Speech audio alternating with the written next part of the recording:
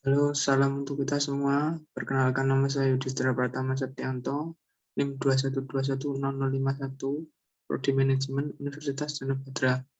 Di sini saya akan menjelaskan tentang perusahaan perorangan, firma, CV, PT, dan koperasi. Yang pertama, perusahaan perorangan. Perusahaan perorangan adalah suatu perusahaan atau bentuk bisnis yang paling sederhana yang dimiliki oleh pemilik tunggal. Tujuan perusahaan ini dikhususkan hanya untuk memperoleh laba. Kekayaan perusahaan meliputi kekayaan pribadi dari pengusaha tanpa ada pemisahan sama sekali. Modal yang didapat dari modal pribadi atau dari orang lain atau juga kreditur. Namun akibat adanya utang tersebut, pemilik bertanggung jawab langsung dalam pelunasan utang tersebut. Apabila terjadi keuntungan, pengusaha tidak perlu membagi keuntungannya kepada kreditur.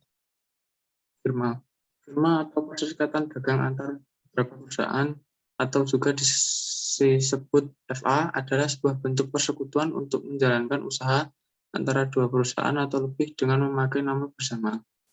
Pemilik firma terdiri dari beberapa orang atau perusahaan yang bersekutu dan masing-masing anggota persekutuan menyerahkan kekayaan pribadi sesuai yang tercantum dalam akta pendirian perusahaan. Dalam cara pembagian keuntungan dan kerugian diperjanjikan oleh sekutu. Hal ini diatur dalam pasal 1633 sampai pasal 1635 KUHP. Komanditer Fenootschap TV atau persekutuan komanditer adalah suatu bentuk badan usaha berupa persekutuan yang didirikan oleh dua orang atau lebih, di mana sebagian para anggotanya memiliki tanggung jawab yang tak terbatas dan sebagian anggota lainnya memiliki tanggung jawab yang terbatas. Dalam praktik di Indonesia, TV biasanya didirikan dengan akta pendirian dan harus didaftarkan di Kepaniteraan Pengadilan Negeri yang berwenang dan diumumkan dalam tambahan berita RI. Jenis-jenis TV, persekutuan komanditer bumi. Dalam persekutuan ini hanya terdapat satu sekutu komplementer. Kemudian persekutuan komanditer bersaham. Dalam persekutuan komanditer bentuk ini mengeluarkan saham yang tidak dapat diperjualbelikan dan sekutu komplementer maupun sekutu komanditer mengambil satu saham atau lebih.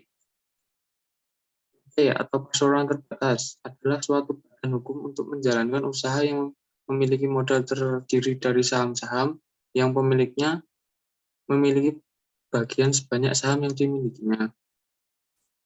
Modal yang didapat dari PT adalah modal dari saham-saham yang dapat diperjualbelikan. Pemilik saham mempunyai tanggung jawab yang terbatas, yaitu sebanyak saham yang dimiliki. Selain berasal dari saham, modal PT dapat pula berasal dari obligasi. Keuntungan yang diperoleh para pemilik obligasi adalah mereka mendapat bunga tetap tanpa menghiraukan untung atau ruginya PT tersebut. Koperasi adalah organisasi ekonomi yang dimiliki dan dioperasikan oleh seorang demi kepentingan bersama. Prinsip koperasi menurut Undang-Undang Nomor 25 Tahun 92 tentang perkoperasian meliputi 7. Yang pertama, keanggotaan bersifat sukarela dan terbuka. Yang kedua, pengelolaan dilaksanakan secara demokrasi. Yang ketiga, pembagian SHU atau sisa hasil usaha dilakukan secara adil sesuai dengan jasa usaha masing-masing. Yang keempat, pemberian balas jasa yang terbebas terhadap modal. Yang kelima, kemandirian. Yang keenam, pendidikan perkoperasian. Yang ketujuh, kerjasama antar koperasi. Prinsip koperasi menurut Undang-Undang Nomor 17 Tahun 2012, yaitu modal terdiri dari simpanan pokok dan surat modal koperasi. Jenis koperasi. Jenis koperasi menurut fungsinya. Yang pertama, koperasi pembelian atau pengadaan. Yang kedua, koperasi penjualan. Yang ketiga, koperasi produksi. Yang keempat, koperasi jasa. Jenis koperasi menurut tingkat dan luas daerah kerjanya meliputi yang pertama, koperasi sekunder, yang kedua koperasi pusat, yang ketiga gabungan koperasi, yang keempat induk koperasi. Koperasi di Indonesia mengembangkan potensi dan kemampuan ekonomi anggota dan masyarakat. Yang kedua berupaya mempertinggi kualitas kehidupan manusia. Yang ketiga memperkokoh perekonomian rakyat dan mengembangkan perekonomian nasional. Sekian, terima kasih.